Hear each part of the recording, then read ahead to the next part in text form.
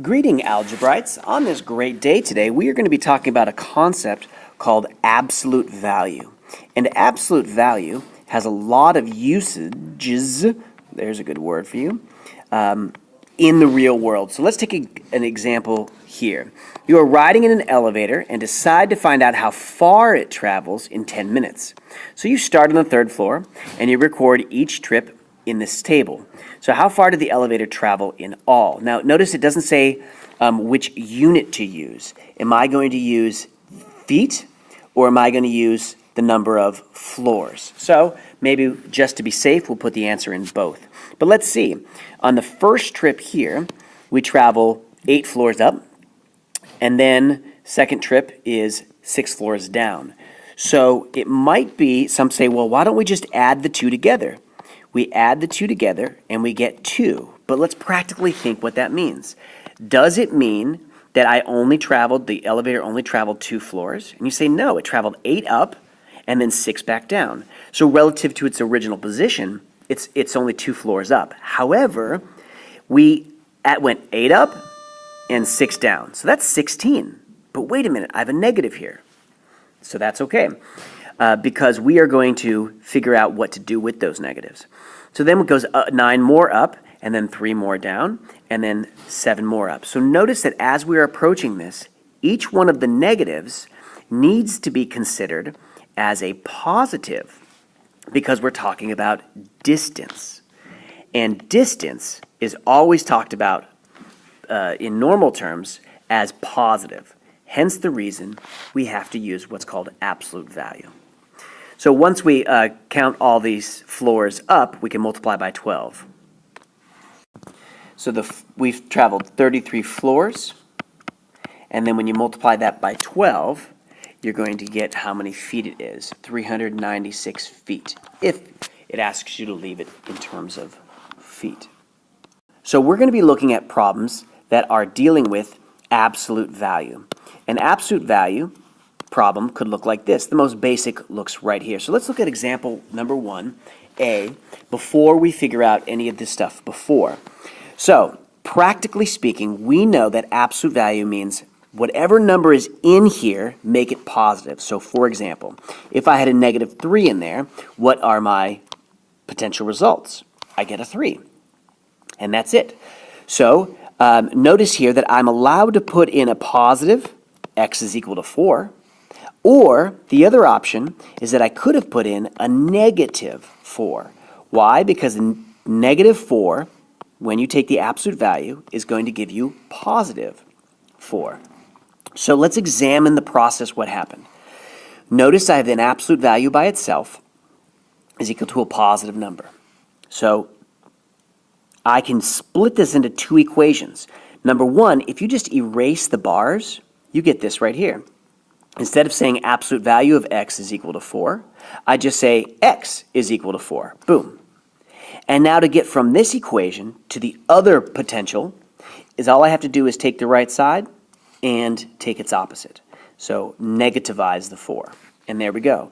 If this was a more complicated situation, I would continue to solve it. So with that in mind, this gives us the steps right here. So step number 1. We're going to make sure that the absolute value symbol is all by itself. So in other words, that when we are working it, we're going to see something like this, and it could have multiple terms inside, and then we say is equal to 3. So that means the absolute value is the only thing on one side of the equation. Next, we're going to split into 2 equations. One of them is positive and one of them is negative. So let's again show here. Notice that I have a positive 4 here and the other one is negative 4. And lastly in terms of the work, we're going to solve each equation individually as if it were its own problem. And then we're going to check the solutions here. So check the solutions. And generally speaking, we'll have more than one option. Notice that down here, when I substituted in an x being 4 or an x being negative 4. By the way, we're separating this as an or because we have options to choose from. So as we approach this next problem here, we have to think about practical. Remember what absolute value means. Absolute value means the distance from 0. So for example, if I have a 10 over here and a negative 10 over here, the absolute value describes the distance from 0. So positive 10 is 10 units away, and negative 10 is 10 units away.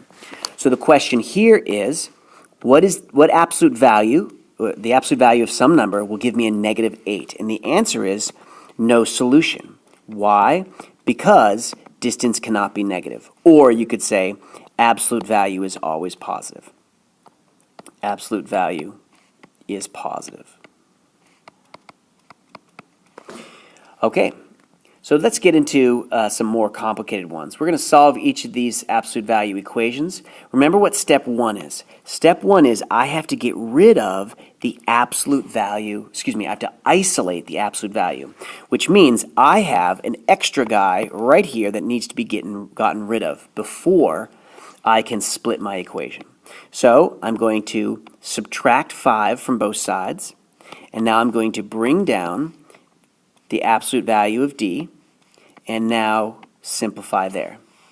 Now that I have the absolute value all by its lonesome, I can split it into 2 equations. What are my 2 equations? One of them, you just drop the absolute value bar. And the other one is, we just make this side, the 8, over here, we just make that negative. So d is equal to negative 8. Now it turns out I'm done here. There's no other work to do. And we can do a quick check here. When I take 8 and put it here, the absolute value of 8 is 8. Add that to 5 to get 13. Negative 8. The absolute value of negative 8 is positive 8. Add 5 and you also get 13. So that does work. Now how about over here? Step number 1 is to isolate the absolute value. And absolute value equals. Great, done. Step 1 is done. So step 2 says, let's split this into 2 equations. The first one, we just drop the absolute value bars. And the second one, we take the 9 and we make it negative. Notice what I'm not doing. Don't change other things. I see a minus here. Don't make that into a plus. The only change is the 9 becomes a negative 9, and that's it. And now we can begin to solve these however we solve them. So I'm going to add 6 to both sides here. Add 6. And then bring down the 3c is equal to 15. Now you can divide by 3. Again, what I'm writing in red does not need to be shown. And then so c is equal to 5. Or, over here, I'm going to add 6 to both sides, and then bring down the 3c equals negative 3. Let's remind ourselves, when we are adding 2 numbers that have opposite signs or different signs, then we take the difference. 9 minus 6 is 3, and we're going to keep the absolute value, keep the sign of that larger looking number. And now, finally, we're going to divide by 3 here and 3 there. So c is equal to negative 1. So I'm claiming my 2 answers are 5 and negative 1. So let's just test that real quick. Put 5 right here, you get 15. Minus 6 is 9, and the absolute value of 9 is 9. Check. Now if I plug a negative 1 in, I get a negative 3. Minus 6 is negative 9, but take the absolute value of a negative, and you get a positive. So that works too.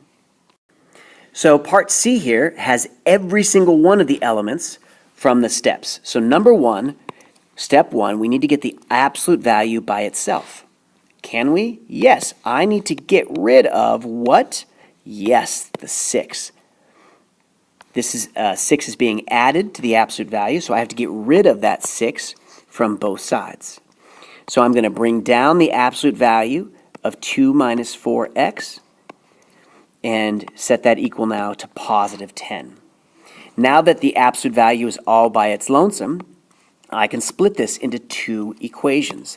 The first one, the sign simply drops. The absolute value, excuse me. So I'm left with 2 minus 4x is equal to 10.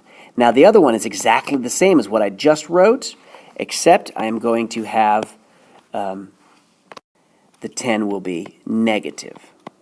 Equals negative 10. And now we just walk through and begin to solve. I'm going to subtract 2 from both sides. And in fact, I'm going to do that all the way across. So I bring down the negative 4x is equal to 8, or negative 4x is equal to negative 12. In this case, just to remind you, these are the same signs. So when you have same signs and you're adding, you take the sum. 10 plus 2 is 12, and I'm just going to keep the sign. Different signs take the difference. Same sign, take the sum.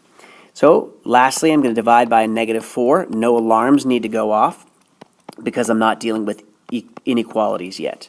And lastly, I bring down the x with a negative 2, or x is going to be a positive 3. So here are my two solutions. And we can always test those to make sure they work. And let me go ahead and do that now. All right, so if I plugged in x equals negative 2, this is what happens. I get 6 plus 2 minus 4 times negative 2 is equal to 16. Now I bring down the 6 here, the plus. Inside here becomes, and that's a negative right there, so it's 2 plus 8 is equal to 16. Then 6 plus the absolute value of 10 is equal to 16. 6 plus 10 is equal to 16. And then lastly, 16 is equal to 16.